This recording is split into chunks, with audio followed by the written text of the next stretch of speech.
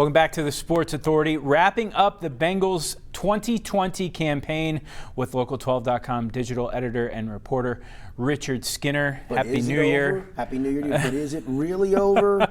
Really? There's going to be a lot to determine that we'll get to in this conversation. The game at hand today, 38-3. The 12 consecutive victories in home finales with a losing record is Gone. Wiped out to me, I think the Ravens were trying to get Lamar Jackson 1,000 yards rushing. It seemed like that was the only reason he was in. They had 17 points, and I felt like they could have started pulling guys. I honestly thought that at that point they could have lined up in the eye and not thrown another single pass the rest of the day and been done with the game. I mean, that's what it felt like, right? And I think you're right, because after he did have that run and threw the touchdown pass, day was done, and pretty efficient day for him. And you're right, goes over the 1,000-yard mark. Yeah, that was pretty epic. I mean, it was borderline one of the worst rushing defensive efforts in NFL history. I mean, there's only a couple of games that eclipse it. Do you realize that there's three total? Yes, actually. Correct. And one since 1951. Yeah, two happened, before the Kennedy administration, right.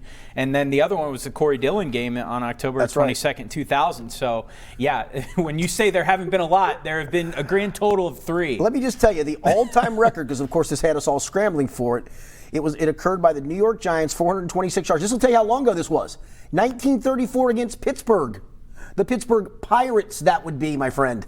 How about that? Wow. Jim Leland did not have the team ready for that contest. He was 15 years old then, though. It was a bit of a he did take up smoking that year. I think so, yes.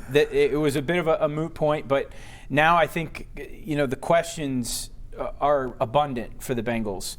It seems like we have wavered into, okay, maybe this is going to be okay for next year, and then back towards, I don't know. Brandon Allen last week, maybe this guy can be the backup. No, I was in that group. A 0 quarterback rating, 6 of 21, 48 yards, no touchdowns, 2 interceptions. Louis Anarumo, there was a stretch where this defense performed well enough to win games, and then this happens today. Where are we on those two guys in particular, and maybe some other guys in terms of their future with the Bengals? Yeah, I think Brandon still did enough to prove he's a backup. Okay. I just can't see them going somewhere else. And obviously, the answer is not on the roster otherwise. It's not Ryan Finley. Maybe Kevin Hogan gets a shake in the offseason or in the spring, maybe. But no, I think Brandon did enough. Look. The funny part is Baltimore's defense has actually given up a lot of pass yards here of late. Now, some of that's probably garbage time because they've been winning games by some pretty good margins. How much do you think Wink Martindale was really upset about that field goal late in the game? I got a feeling he was. I got a feeling in this one on 4th and inches to kick another field goal. I think it's just for whatever reason that defense, it's good to begin with, and then just the matchup with this team just doesn't seem to work. And maybe that's a schematic issue for Zach Taylor that he has to work through, or maybe he's incapable of working through because they've had their number. No, I'm going to go on the Brandon part. I think he's done enough to warrant coming back and being the backup. I do. I don't think he's going to beat upper echelon teams, but again, he's not a starter, right? So you're not expecting that. Lou, on the other hand, I think it was tenuous at best. I've been a fan of Lou's, to be honest with you. I think he's been dealing with a really tough deck. But, they gave up a bunch of yards and a bunch of points last week against the Texans, did win the game. And then today, we're talking about, we're borderline Pittsburgh Pirates football territory. You're in epic territory for yards given up on the ground, and that just can't happen. You have to do something, and it's among the many somethings that are going to be done. You also have to remember the circumstances in which Louis Anarumo was brought in. It seemed like this team, Zach Taylor or otherwise, sort of whiffed on a bunch of different choices to be defensive coordinator. So, he was sort of brought in, coached defensive backs for the Giants. Yeah, and again, look at the deck he's been dealing with. Today you're down your best 3 corners.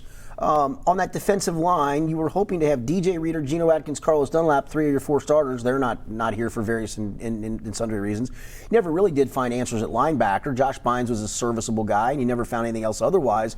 And so, again, I'm not looking for excuses because that's not what this league is about, but he was dealing with a really tough situation. But at the end of the day, it's just not this handful of position coaches that have been reportedly are going to be let go or move on their own.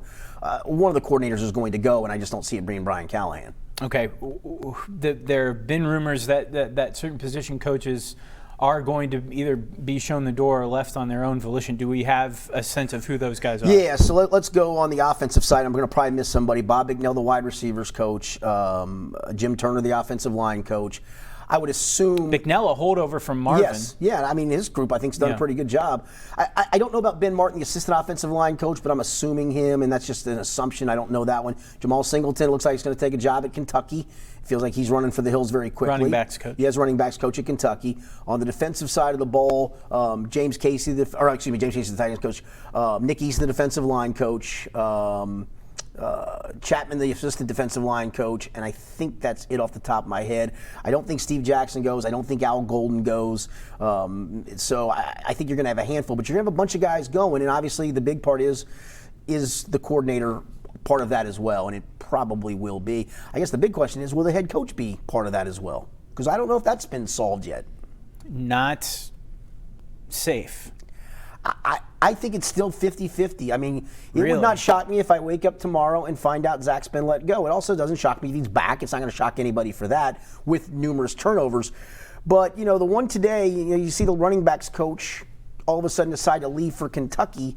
It almost feels like I don't want to be a part of a lame duck staff. Now, maybe they didn't want him back anyway. I've heard nothing but great things about Jamal Singleton as a coach. The players swear by him. The other funny part to it is who's making these decisions. Is this a Zach decision, or is Zach being told to make these moves? And I say that because you've been on these calls. Zach's been asked about different coaches here the last few weeks. I mean, I pulled out a quote yesterday about Nick Easton about how glowing the praise was about him. Suddenly he's gone, and that was his decision. So that also makes me worry a little bit that, okay, so now we're back to the puppeteer as a coach. Somebody else is pulling the strings, and he doesn't have say. And it's just a dangerous place to be, man. I think it's a tough place to be in this league to coach that way. And so none of it's any good. I mean, none of it's any good. Yeah. A.J. Green was introduced last before the game today. Is that telling? Yeah, I thought that, and I thought that was a nice touch. Sure. Right or wrong. There's just no way you can bring him back. I mean, I guess the only way would be is if he casts feelers around the league and he's asking for X number of millions and nobody goes at it, and you get him on the complete bargain basement discount like they did for Tyler Eifert, the kind of one-year prove-it deal. And it worked out for Tyler. I mean, he's had a pretty good year down in Jacksonville, for goodness sake. So I think that's the only way, but I think the writing's got to be clearly on the wall. I mean, you can't afford to bring a guy like that back. The productivity's not there.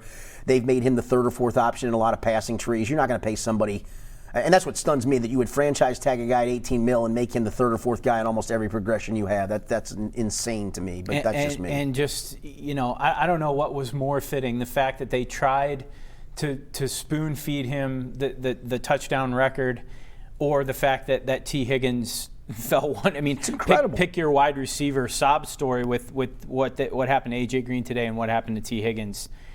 Just another year. Here's a question I want to ask. The Bengals spent a record amount of money in free agency this past offseason. I don't know what they're going to do this coming offseason. I'm sure that a lot of fans would say that there's a lot of places that they can spend money. But does that indicate to you what they did this previous offseason, that the rope is a little shorter for coaches? The rope is a little shorter for guys. Sure. I mean, they did things that they haven't normally done. And the unfortunate part, we never saw Trey Waynes. We barely saw DJ Reader, and those were the two highest priced guys that you signed this offseason. I think they want to address offensive line with veteran guys. I know everybody's pining away for Penei Sewell. I think they're in the yoke now, and I'm in agreement with it. It's just my own opinion. I'm not taking another crapshoot in a college offensive lineman. I want guys with some level of proven tape in this league, and you may have to overpay for that. So I think they dipped their toes over on that side of the ball in this offseason. And the part is that you can feel like maybe you're not so far away is there's a lot of money that you spent for guys that got hurt, and you hope to get them all back and get the band back together. I do think that puts a lot of pressure on Zach Taylor if he comes back. And I do think, if you asked me point blank what I thought, that he will be back, you better get off to a good start. It can't be 1-4, 1-5, 2-5, whatever. It may not be able to be 0-4 because the pressure's going to be on that we're going to make these changes around it. We're going to spend a little bit more money again, and now you got to go win some football games. Not just 4 or 2 or 3. You got to win some football games. And you at home might want to bookmark local12.com/sports because this is getting into now your busy season. Yeah, buddy. A lot to be determined now as we enter the Bengals offseason. It'll be interesting to see what happens, what doesn't happen, and Richard Skinner is the guy on our website who will take you through everything. Skinny, thanks so much. You betcha. Thanks. We'll be right back.